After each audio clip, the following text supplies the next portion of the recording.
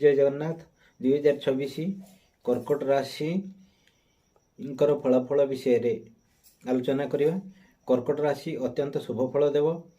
भूसंपत्ति प्राप्ति योग रही, कोठा किणा योग रही, ता सहित अधिक उपार्जन रही, अर्थ उपार्जन करिवार क्षमता सेमानकर अछि।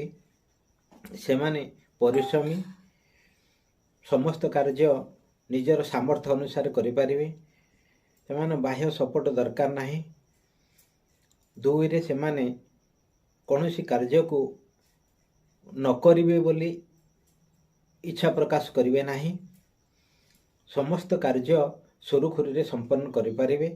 किंतु जेहेतु सेमानकर एते भल फल दब, अशुभ फल मध्य अछि। दुर्घटना जनित क्षय क्षति हबार संभावना अछि।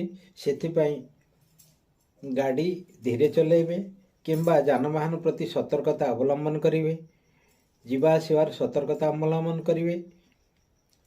विद्यार्थी माने सफलतार शीर्ष रे पहुंची पारिवे। महिला माने कृतकार्य हेबे। जय जगन्नाथ।